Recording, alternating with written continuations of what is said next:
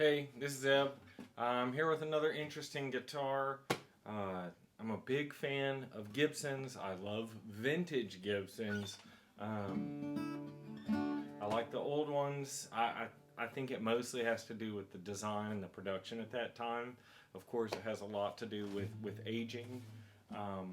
But I really like vintage Gibson guitars. Purists like myself really don't care for much of the Gibsons after 1960, but we'll put up with the ones from the 60s up through the late 60s, and by the Norland era, the late 60s, and the square shoulders, they get into this era where they have braces as big as my, oh, here's one right here. Braces bigger than my thumbs. And here's a trashed one that just happens to be in the shop. But if you can see here, the back braces in here are just monstrous. The X brace, the transverse brace, all the stuff in that era. They just have these monster braces. Some of them have double X bracing, and then they've got what else do they have in there? They've got those 70s ones will have a bridge plate as big as a home plate, and they're just huge. And they're more of a dance floor than or a front porch than they are musical instruments. So you may have one and love it, and that's fine. Everybody has their own taste. But from a traditional acoustic guitar building perspective, they're just way overbuilt. And that was not for sound. That was for just to be able to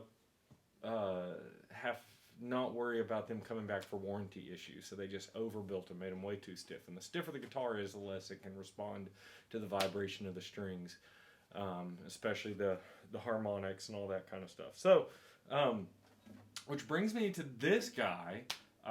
It just came through the shop. It's just here to get checked out. But it's very interesting. It's very weird.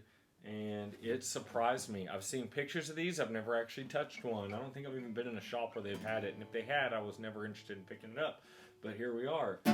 This little guy, they redesigned these. I forget who the artist was, but this is the MK53. I think they're called Mark series. And the headstock's weird and different. We would think of like a PRS or something crazy like that. Of course, it's got that 70s volute. It's got a laminate neck. I think this probably has to be the ugliest thing about the ones from that era, is that little hill. I can't imagine what they were doing there. Maple back and sides appear to be solid, spruce top. Weird bracing in them, and this super bizarre bridge with a very fat, I don't know if you can see it, just a huge saddle that drops in there. It's open on one end and closed on the other. So a lot of strange things about it. All together, but it's got this weird port type thing on it that's apparently injection molded plastic. It looks kind of like ebony, but it's not. Like what you'd find on a speaker, or sometimes what they glue into a kick drum. There's one of these here and it's loose, and apparently it can come out. It's not like attached totally to the guitar permanently.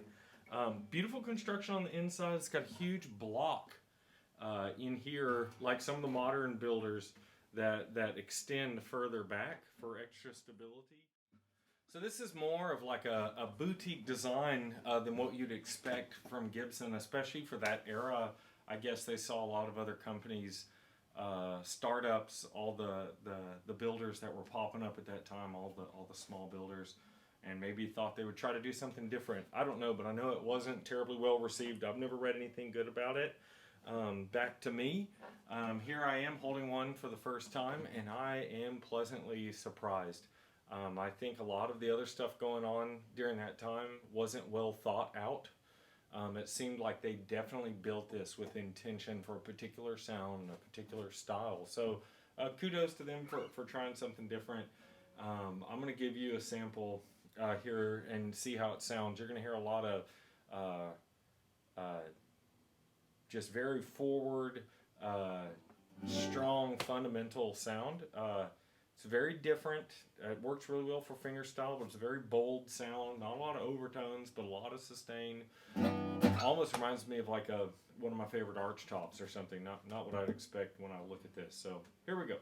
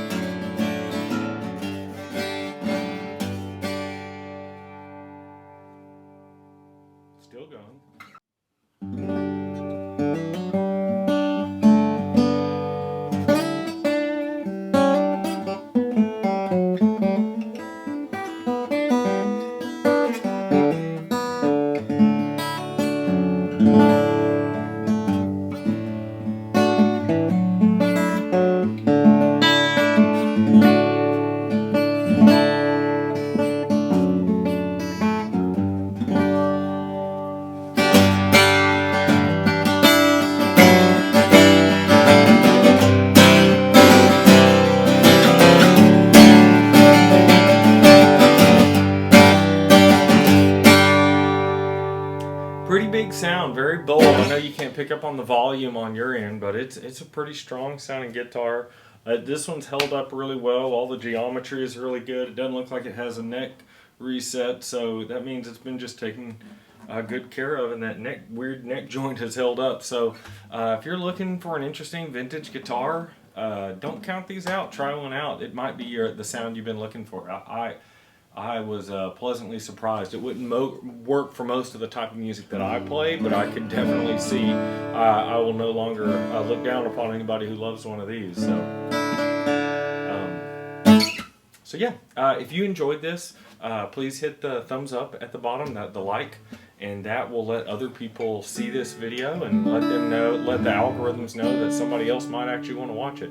If you think somebody else would like to see this, go ahead and hit that share button, the little arrow at the bottom, and that'll send it to somebody directly. You can send it through email, text, messaging, all kind of fun stuff. And if you'd like to see more videos like this of sound samples, of guitar repair, and even new custom built guitars, hit the subscribe button and you'll see more videos. Thanks for watching.